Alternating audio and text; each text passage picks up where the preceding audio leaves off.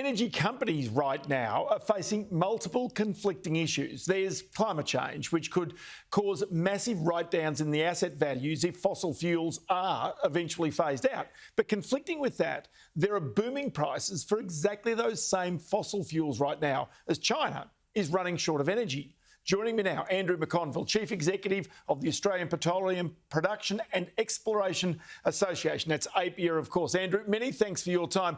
Can I just start on the current situation? Last year, as we've just reported, the price of liquefied natural gas was about 1/30th of the value that it is today. I mean, the swings in this have been quite colossal. People last year simply thought that they're going to have to write this off forever.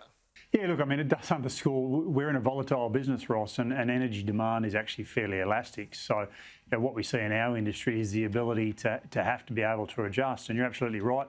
Last year, we saw action taken to reflect those low prices with write-downs. On the flip side, this year we've seen more than $10 billion of FID taken for projects here in Australia. So it does show that you've got to be able to pivot and be flexible, but it also shows the challenge in doing that, in particular as we go into the energy transition.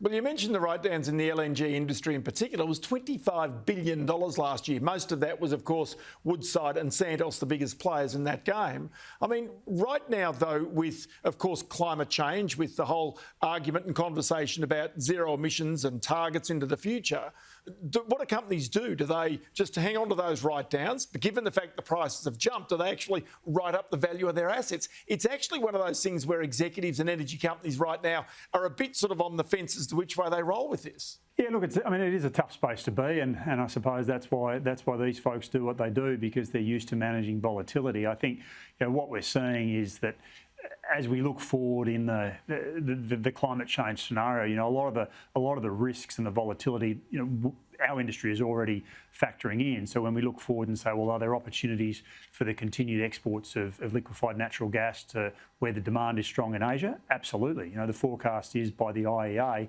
that demand for Australian liquefied natural gas will increase by about 90% over the next 20 years. So there's opportunity there. I think it's also about looking at where one can diversify. So we look at opportunities in hydrogen production, opportunities in carbon capture and storage, providing a more integrated approach to helping reduce emissions while continuing to assure energy supply. Because if the current climate tells us anything, you just can't flick the switch and hope for the best. You've got to actually have a forward plan, and that's what I think the opportunity for our industry is as we look ahead over the next 5, 10, 15 years. But given the fact that the accounting industry right now is introducing new standards, not only here but around the world, to basically adjust the value of assets for carbon prices and, sort of trying to, if you like, eliminate carbon from our societies, just how do energy companies, our big energy companies, which are carbon producers, how do they adjust to that without shareholders being hammered along the way? Yeah, well, I think a couple of points there, Ross. One, you've got to look at there is still very strong demand, particularly in developing economies, those to the north of us, where there's about 400 million people who still live in energy poverty. There's a very strong demand profile, whether that be in China, which now takes about 30% of our liquefied natural gas, or countries like Japan, which are very dependent on natural gas for their energy security, Korea, and the like. So, there is a strong demand profile there. So that's sort of stream one, if you like.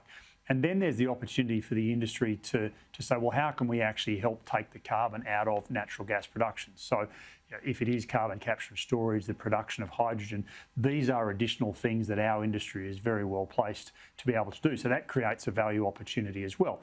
And then the third stream, if you like, is, of course, looking at your own value chain and looking at opportunities where you might electrify some elements of your production. You look to reduce emissions through the production process.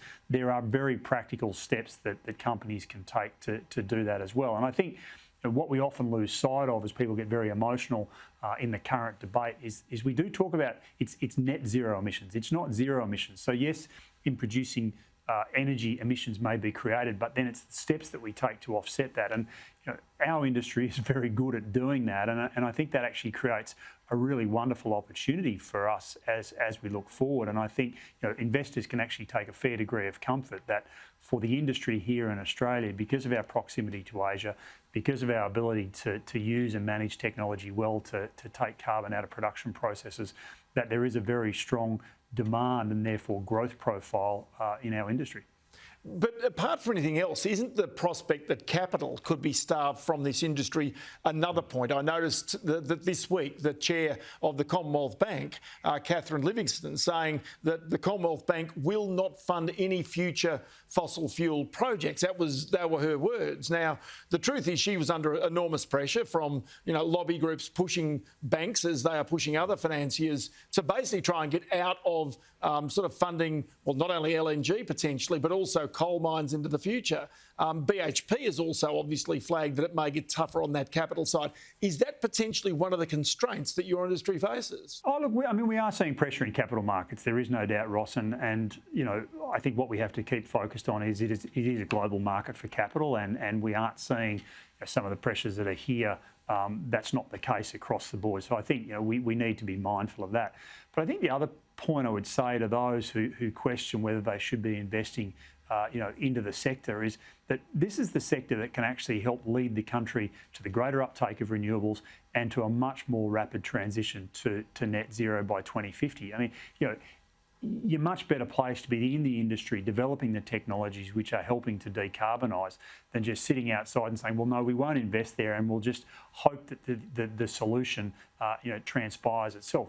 We have to realise that in Australia, 83% of Australia's energy still comes from hydrocarbons. So we need to think through how do we use investment dollars and technology to help decarbonise that energy, whilst also supporting the growth of new energies like renewables. And that requires investment funds. And I think there is actually a really strong opportunity. And it always strikes me as a little bit naive and a little bit short term, if you like, that capital markets saying, well, we won't do that, but they don't actually have an alternative solution to how we're going to get to where we need to be with net zero. And in fact, what I would posit, Ross, is that our industry is actually the fastest path to decarbonising, to increasing the uptake of renewables and to getting to a point where we can have energy security, but on a net zero basis, and that's going to require investment. So I would say there's an opportunity, and I would urge capital investors to maybe step back and educate themselves as to what the real opportunity is here and how we can genuinely and legitimately get to where we need to go. Andrew McConville, Chief Executive of APPEA. Always good to have a chat to you. Many thanks for your time on the program today. Cheers, Ross. Nice to see you again. Thanks.